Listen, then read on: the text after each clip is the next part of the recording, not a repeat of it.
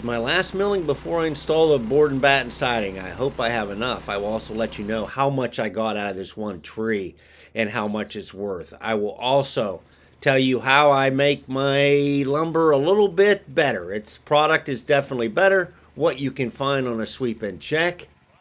So keep that in mind. It's something I've learned through trial and error.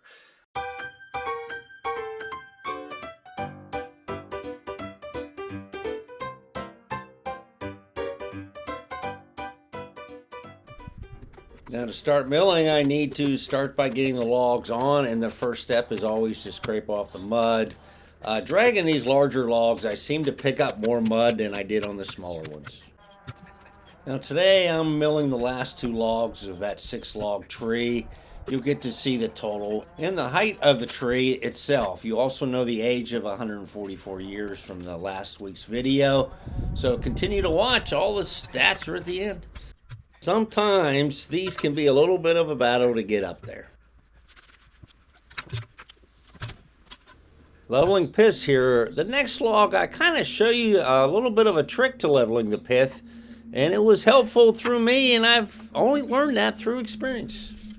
Toward the end, I also explain on why I cut my board and batten to the sizes I did.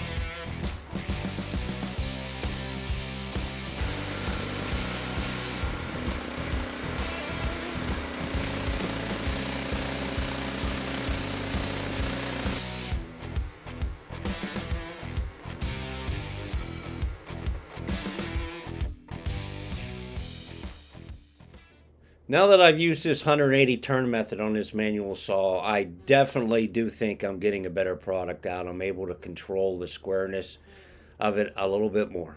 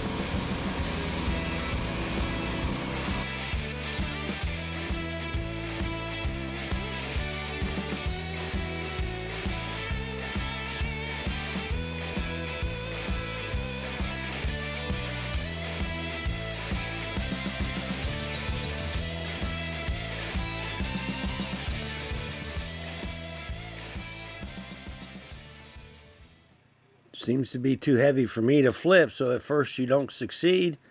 Try again. And if that doesn't work, just cut some more of it off.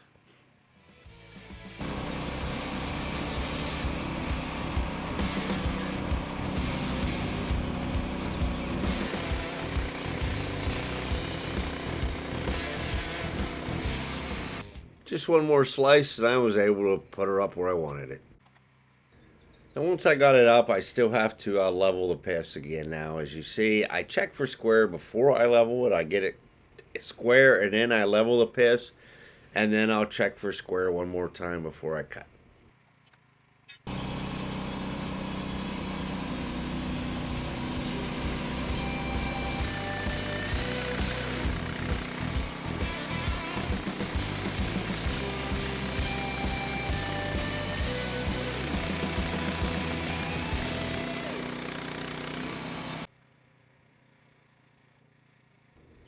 Forgot a couple things on this turn there. I forgot to sweep, and then I had a hard time turning it, and then I realized I forgot to take that car jack out when I leveled the piths. Boy, oh boy, that turn was a lot harder than it needed to be.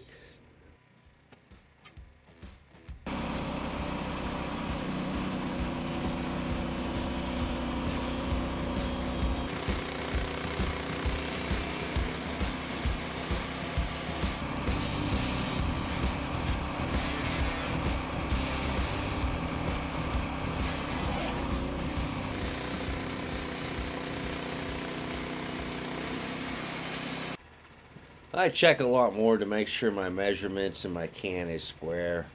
I'll measure the width and the height to make sure both ends are the same. That way I know my cut or my blade is cutting straight.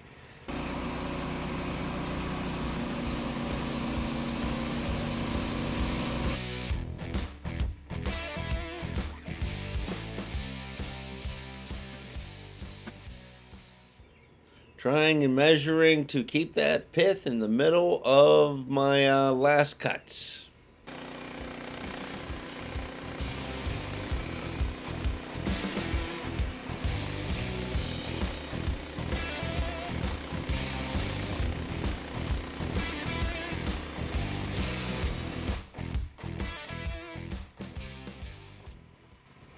Now that I've centered my pith in my 8 by 11 inch can here, the 8 inches is the height right now. I'll flip it up so it's width and I'll start ripping my 8-inch boards.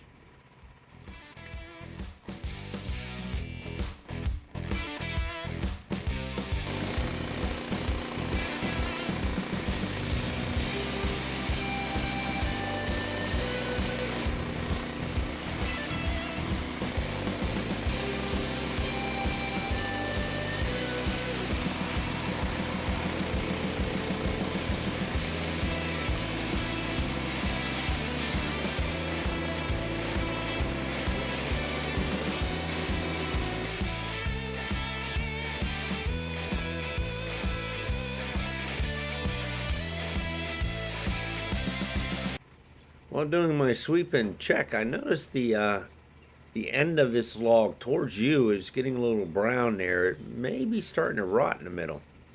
That's another good reason to sweep and check and keep that pith in the middle.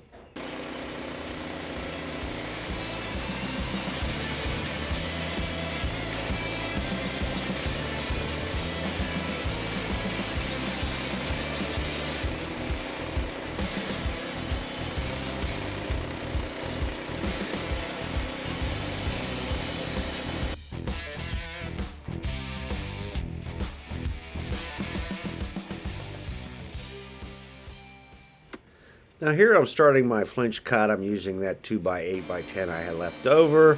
And my first cut are the 11-inch wide boards I had. Some of them had some wane left on them, so I'm going to flip them over and see. But my first cut was only a 1-inch cut to take it down to 10-inch and get some more stickers. Now my next cut on these will be 2 inches down. I'll go down to 8, so I'll have some 1x2s for Batten because I'm a little bit concerned about having enough of those.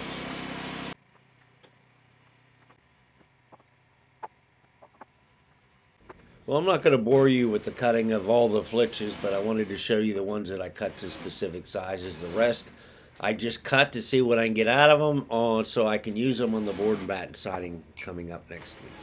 Well, here we are again. First log of the 2-log set, the last 2 logs. They get bigger and bigger, so I'm getting a bigger and bigger yield out of them. This one, if you notice to my right, I cut a lot of stickers. I am completely out of stickers, and yes, I know you're not supposed to use them wet. But right now I don't have much choice. I want to get these over top of something so they dry a little bit. As you see, I have one 2x8 here. Looks like it might be going rotten in the middle, but we'll see. I got a lot of 1x8s again. We got 17. These 1x8s, 2 1x6s, and a bunch of 1x2s. 1, 2, 3, 4, 5, 6 1x2s. Now I might cut that other big one tomorrow because, like I said, I have to get some stickers and get these stacked. I've got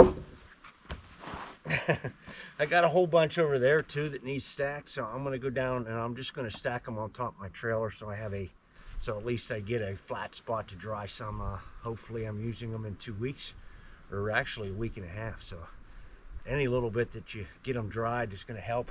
Now, setting the piths on these large logs is very important. It's very important how you set them. How you set the log on can matter. Now, I first set this up, the log was laying here. This part was on the bunk, which kept the pith about 12 3/4 inches from the bottom. And as you see here, it's quite a big difference. Here it's only 9 inches. Now down there when I measured it, I would have had to come up about 4 inches. Now that's quite a bit to come up. So I figured if I turn the log and get this pith closer to the bunk, then it would match up better against this other end. This is the trunk end, so this is this is bigger around. So that's what I did, and then it came out to where it was only about 9 inches here. I actually had to raise this end to match it. So instead of raising 4 inches on that and 4 to 5 inches, I only had to come up a ½ inch on this end. Now that makes a big difference when you're working with these big heavy logs. So keep that in mind. It's something I've learned through trial and error, but just turning it made a big difference in the where the pith is, and plus how much I have to raise it to start getting my cuts. So I'll be cutting here flat, and I'll be cutting here flat, and then when I do it, when I turn it over the last time and measure the pith, it will be from that end. So I'll be measuring the pith from this end and that end, and that's the closest ends, which will allow me to do the least amount of adjustment that I have to. So keep that in mind. Now that I got the pith set, it's time to start cutting my last log.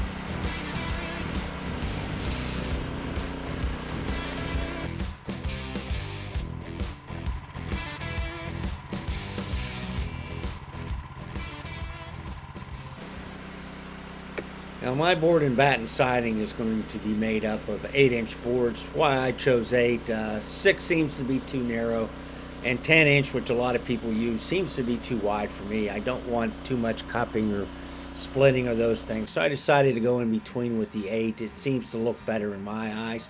You can make it whatever size you want. As far as the bantams, I used the battens, I'm sorry. I used 1x2s. Some people use 1x4s. There again, it was a personal preference for me to go 1x2s. I use 4-inch for the trim around the windows, which you will see, and I also used a few 6-inch and some trim pieces between levels. So that's why you see the sizes that I cut.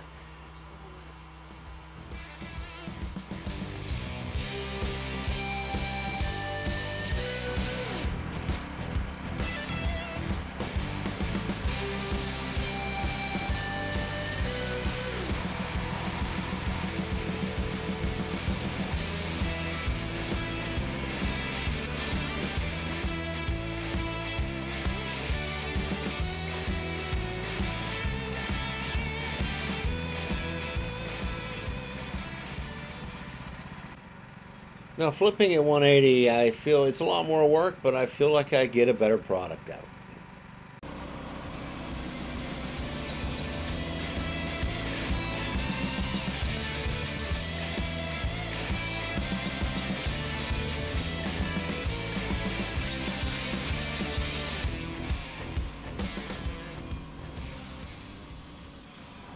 Now these I cut are actually 1x12s. What I'm going to do is just flip them over and go down 1 inch on this one. That would make the bottom, the cant down there at 8-inch high, and it'll also give me a 4x and an 8-inch on those two I just stood up. I need some 4 inches for trim, board and bantam. Around the windows, I'm going to use 4-inch for trim.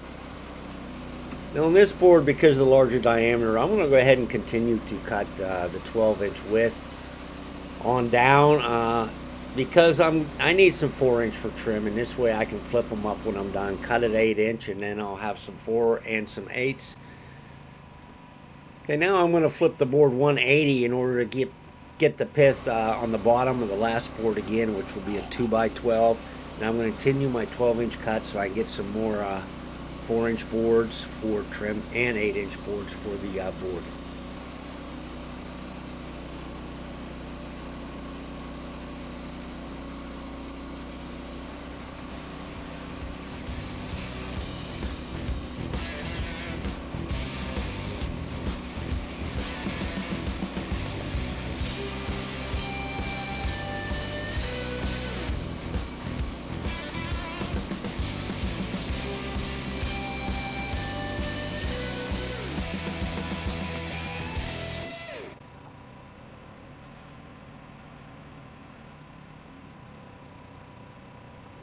My camera died before I finished all these flitches, but you've seen me cut flitches lots of times. I just try to get what I can. Well, the last log of that tree is in the books. I will make sure I give you the height of the tree. I'm going to tell you how much was in this stack, and I'll give you a total overall lumber that I acquired from that tree. Plus, I'll also throw in the Amish price too, just to keep you guys aware of what you would be paying. This took me about an hour and a half to saw up. I had a lot more flitches than I usually do because I cut it up a little different. I wanted some bigger 2x. I got a 2x12 there. I wanted some bigger ones. I'm going to try to get another bigger one. I need another 2x12 maybe next time I cut, but this is going to be it for a little while. Hopefully next video we'll be actually putting up the board and batten. But I got 1x6, 14, 15, 1x8. I think the last one I had 16 1x8s, but maybe because I cut some 1x4s, it took a little bit. I had a chance to make it 12-inch wide and just cut them 12-inch and then slice them down because we want them all the same size. We want them all 8-inch. So I cut a lot of 1x4s, 9 1x4s. I got one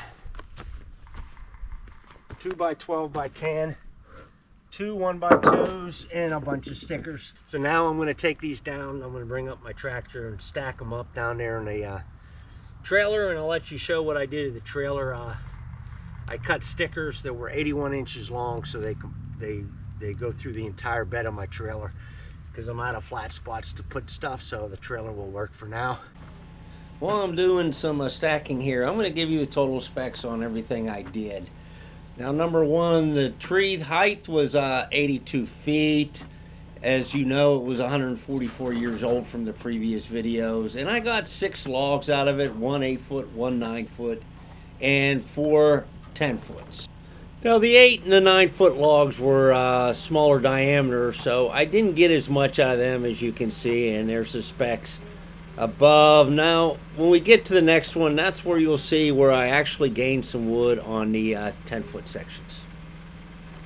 Now, the total you see now is the last 4 10-foot logs. And you see I got a good bit of wood out of them. The biggest thing was the 56 1x8s/10s, which I certainly needed for my board and batten siding. I also calculated board foot. I hope I got it right. I put the mathematics up above. I got 578.2. Now it's May of 2026, and I would have had to spend $439.42 if I purchased from the Amish. Now, just for reference, here's the cost from Lowe's for it, $698 for 88, and that's only 56 of the 1x8x10 boards. It's really hard to judge that cost because you know, that stuff is kiln dried, and mine is just a green hemlock. Now, my cost is above. It's not very much, but then again, if you calculate time, that's where the cost, as you determine your time is worth, really it can add up. This is a little bit closer to my camp because this is where we're going to be putting on the board and batten here soon. So I wanted to make sure that you got a glimpse of this. I didn't have any other place to stack it, so I had to stack it on here. I wanted a level place. I didn't want to have a bunch of warps. We're going to do it next week, so I know it's not going to dry a lot, but it's going to dry some. So continue to watch. Next week, the week after this is on, you may see us putting the board and batten up on that. We'll see how much we can get done in one day. I'm getting some help up for the weekend, so it's actually going to be probably a day and a half. So hopefully we can nail a good bit of it out. He has some ladder jacks and stuff that I don't have, so that's going to help a lot. We'll try to get the areas that I need ladder jacks on done, and then we can go from there. And I can't wait to see what it looks like. So continue to watch so you can see the change in the camp as we continue to grow. I cut this wood for a reason, and the reason this stuff is cut for board and batten siding. So I want to thank you for watching. I want to thank you for the view time. I appreciate your time. I appreciate your comments. I've been getting a lot of comments. The comments teach me, so don't be afraid. I don't have that attitude where I can't learn anything. I have lots to learn. I'm just now becoming a little better. The Sawyer stuff, I didn't make any big mistakes on the last 2 logs, and that's unusual for me, but we got her. We're getting her done. So if you would please help this old man out and like this video and share this video and comment and ring the bell so you don't miss any of the upcoming ones. And once again, this is the old man with the plan, and I'll see you later.